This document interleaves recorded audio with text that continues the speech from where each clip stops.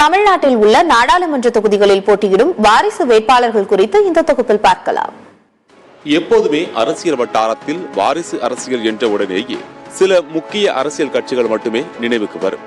ஆனால் தற்போது இந்த நாடாளுமன்ற தேர்தலில் பல்வேறு அரசியல் கட்சியை சேர்ந்த தலைவர்களின் வாரிசுகளும் தேர்தல் களத்தில் உள்ளன. அவர்களில் சில முக்கிய வாரிசு வேட்பாளர்களை பற்றி தற்போது பார்க்கலாம். துரை வைகோ வாரிசு அரசியலுக்கு எதிராக கழக குரல் எழுப்பி மதிமுக என்னும் தனி கட்சியை தொடங்கியவர்தான் வைகோ.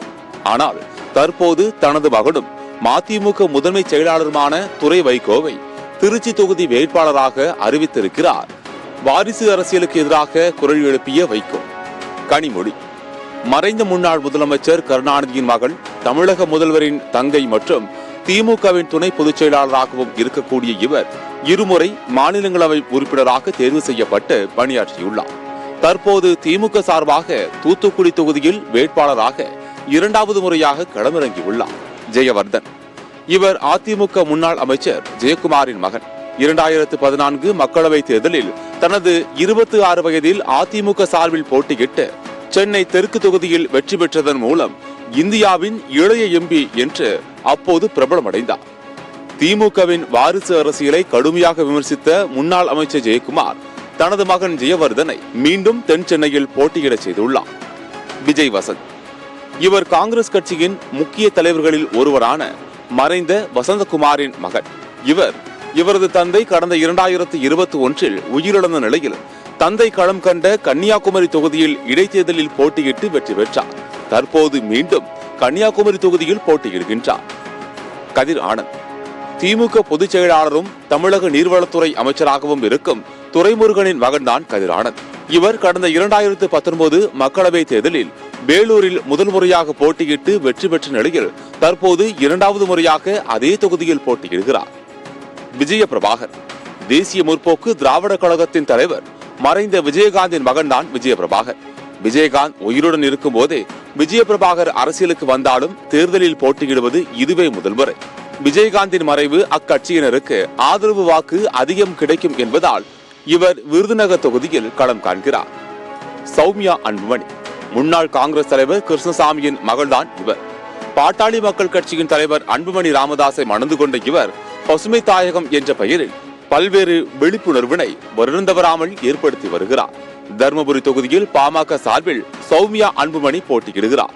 சிறுவயதில் இருந்தே அரசியல் சூழலுக்குள் வளர்ந்தாலும் சௌமியா அன்புமணி தேர்தலில் போட்டியிடுவது இதுவே முதல் முறை.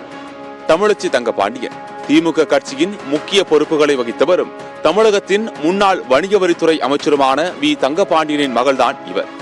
இவரது இயற்பெயர் சுமதி. ஆனால் கலைஞர் கருணாநிதியால் சுவாரஸ்யமான முறையில் இவரது பெயர் தமிழச்சி என மாற்றப்பட்டது. இவர் இரண்டாவது முறையாக தென் சென்னையில் போட்டியிடுகிறார். தயாநிதி மாறன் மறைந்த திமுக மூத்த தலைவர் முன்னாள் மத்திய அமைச்சர் முரசொலி மாறனின் மகன்தான் இவர். 2004 ஆண்டு முதல் 2007 ஆண்டு வரை மத்திய தகவல் தொழில்நுட்பத்துறை அமைச்சராகவும் 2009 ஆண்டு முதல் 2011 ஆண்டு வரை மத்திய ஜவுளித்துறை அமைச்சராகவும் பதவி வகித்துள்ளார். 3 முறை மக்களவை தேர்தலில் மத்திய சென்னையில் போட்டியிட்டு வெற்றி பெற்ற தயாநிதி மாறன் மீண்டும் அதே தொகுதியில் களமிறங்குகிறார். இந்த வாரிசு அரசியலில் சற்று வித்தியாசமானவர்தான் தமிழிசை சவுந்தரராஜன். இவரது தந்தை காங்கிரஸ் கட்சியின் முன்னாள் மூத்த தலைவர் குமரி அனந்தன். பாரம்பரிய காங்கிரஸ் குடும்பத்தில் வளர்ந்த தமிழிசை பாஜகவில் 1999 ஆண்டு இணைந்து தமிழக சட்டமன்ற மற்றும் மக்களவை தேர்தலில் 5 முறை போட்டியிட்ட நிலையில் ஒரு முறை கூட வெற்றி பெறவில்லை.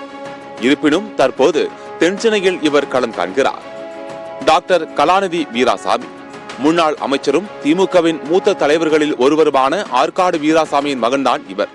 கடந்த 2019 ஆண்டு மக்களவை தேர்தலில் திமுக சார்பில் வடக்கு தொகுதியில் போட்டியிட்டு வெற்றி பெற்ற இவர் தற்போது மீண்டும் இரண்டாவது முறையாக அதே தொகுதியில் போட்டியிடுகின்றார். அருண் நேரு திமுக முதன்மை செயலாளரும் தமிழ்நாடு நகராட்சி நிர்வாகத்துறை அமைச்சருமான KN நேருவின் மகன்தான் இவர். அமெரிக்காவில் கட்டட மேலாண்மை படிப்பை முடித்தவர். தந்தையின் விவசாயம் மற்றும் அரிசி ஆலை நிர்வாகம் உள்ளிட்ட தொழில்களை கவனித்து வந்த நிலையில் தற்போது திமுக வேட்பாளராக பெரம்பலூர் தொகுதியில் களமிறங்கியுள்ளார். கார்த்திக் சிதம்பரம் முன்னாள் மத்திய நிதியமைச்சராகவும் மத்திய உள்துறை அமைச்சராகவும் பதவி வகித்த ப. சிதம்பரத்தின் மகன்தான் இவர். 2014 ஆண்டில் முதன்முறையாக நாடாளுமன்ற தேர்தலில் களம் கண்ட இவர் வெற்றி பெறவில்லை. ஆனால் 2019 ஆண்டில் வெற்றி பெற்று நாடாளுமன்ற உறுப்பினரானார். தற்போது கார்த்திக் சிதம்பரம் சிவகங்கை தொகுதியில் களம் காண்கிறார். மற்ற மாநிலங்களை ஒப்பிடும்போது தற்போது தமிழ்நாட்டு அரசியலில் வாரிசு அரசியல் சற்று அதிகரித்துள்ள நிலையில் தேசிய அரசியலில் இது கூர்ந்து கவனிக்கப்பட்டு வருகின்றது. மேலும் இந்த வாரிசு வேட்பாளர்களுக்கு பொதுமக்கள் எப்படி ஆதரவு தெரிவித்து வாக்களித்து வெற்றி பெற செய்ய போகிறார்கள் என்பதை பொறுத்திருந்துதான் பார்க்கலாம்.